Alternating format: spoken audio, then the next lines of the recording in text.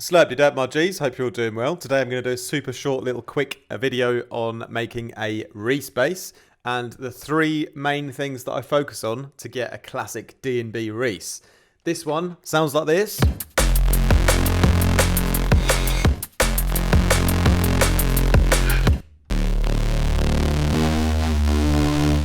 And so the number one most important thing that I focus on with a Reese is detuning saw waves with each other. So I've got three saw waves set up here. We've got one at -24, one at -23, but there's also this fine tuning for the pitch as well here. And that's really where you're going to get the change in the movement of the sound.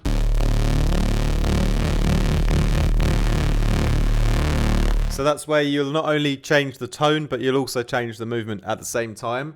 And this is a good thing to put on a macro, for example. You could use that to change the kind of speed of the Reese. But also when you're playing up the keyboard,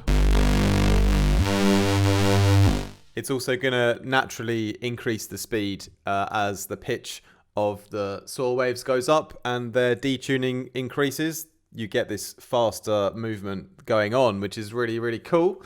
I've got another saw wave in here on this one, which is also at -12. So it's an octave higher, and it's just filling in a bit more of the mid-range and the high end. But this is the most important thing for designing a Reese. And you can also do a few things like FM one of the saw waves into the other one to get like an increasing interest in the harmonics and the tone. And you can also add in a bit of white noise like I do to help soften out and blur out the high end a little bit so it's a little bit less harsh. That's the main and first most important thing to get right, is detuning the saw waves nicely with each other. So the next part that I focus on is the filtering. Now I sort of classify filtering Reeses into two kind of main sections.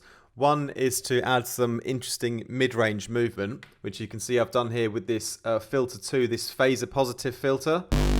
And I really like this one in Vital because it just has a nice shape and you can emphasize the low mid-range with the specific curves that it draws here. So you can draw attention to that low growly frequency of the Reese and give some movement and emphasis to that. The most important thing with a Reese bass though is that you want to add a low pass filter because you're using saw waves.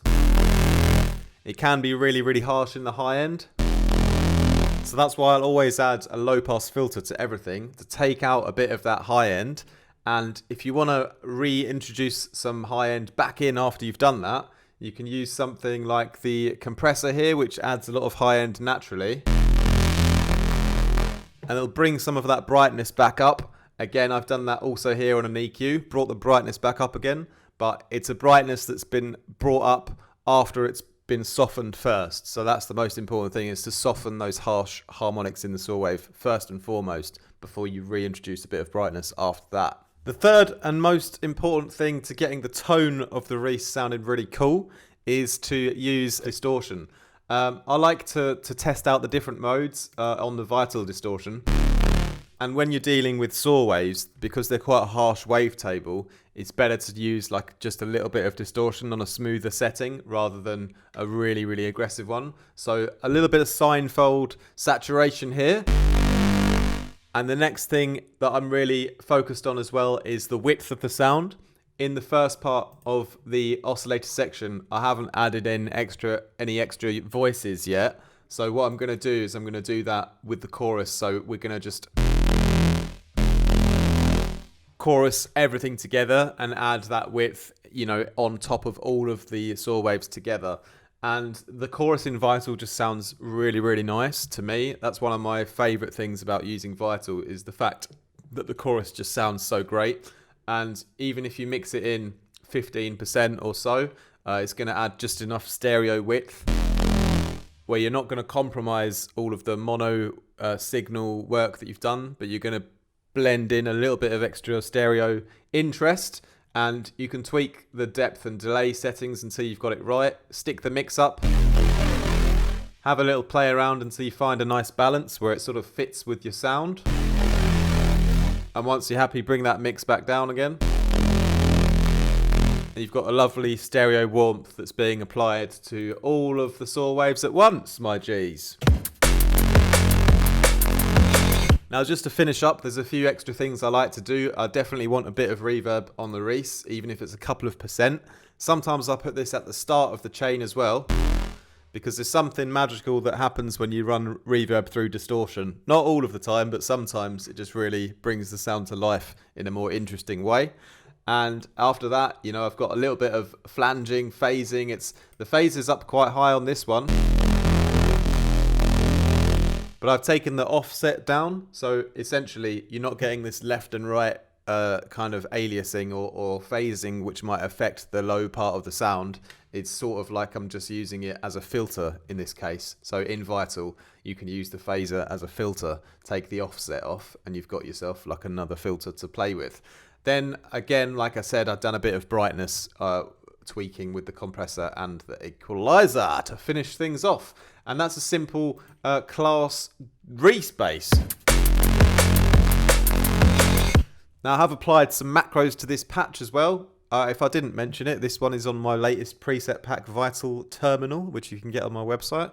There's some other cool sounds in there. This is one of the more basic ones, I suppose, but a Reese is, although basic, and it just kind of works in a lot of situations. So when you're struggling to find the right sound for your D&B track, why not throw in a classic Reese to spice things up a little bit in just one of your sections, you know? It doesn't have to be the main focus point the whole way through, but it's a sound that we all recognize and that we can all use every now and again. And if you can make it yourself, you can put your own little twist on the sound design of it, even better. So I've got a couple of macros here. One is the shape, and this one I've tried to sort of go from a saw wave into a square wave. So it just gives it a bit more of that like overly squared kind of sound. But that's not necessarily the most important macro here. We've got one called the Tony, which is where I change the tone of the sound. And here we can just play with the exact filter positions, the amount of distortion, and just tweak the sound a little bit so that when you play it in with the rest of your track, you can sort of fine-tune the exact timbre of the sound to fit around your other elements a bit more nicely. That's a good word, isn't it? Nicely. And then I've got another one here, another macro often used called wash,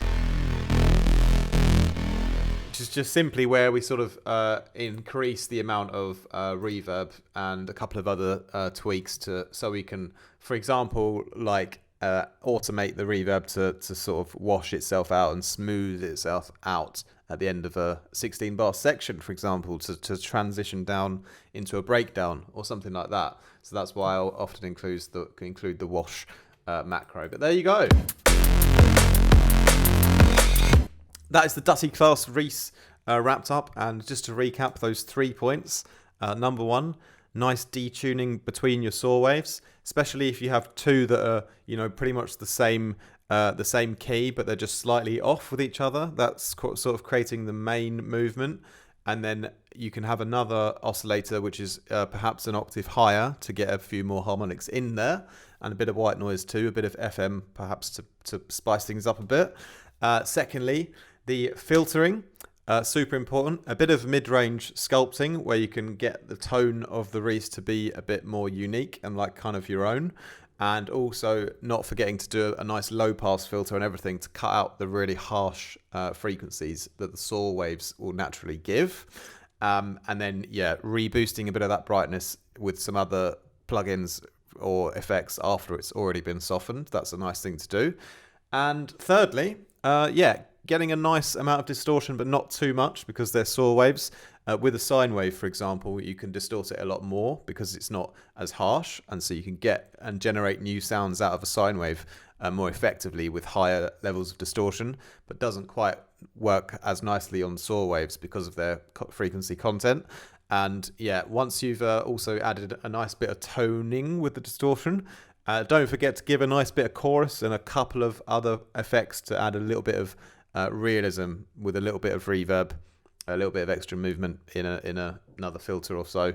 And yeah, that's the third thing for your Reese. Put on some cool macros so you can automate it, and Bob is your uncle. Hope that was a helpful video for you guys today.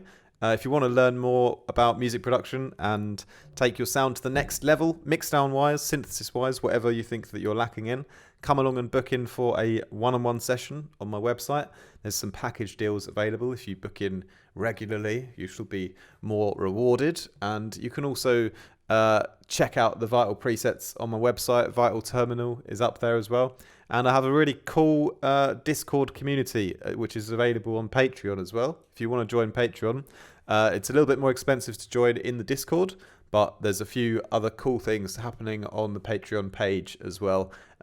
Even if you join for €1 a month, you'll get a lot of free downloads and stuff like that. Thanks a lot for watching, my G's. Have a wicked rest of your day. Peace.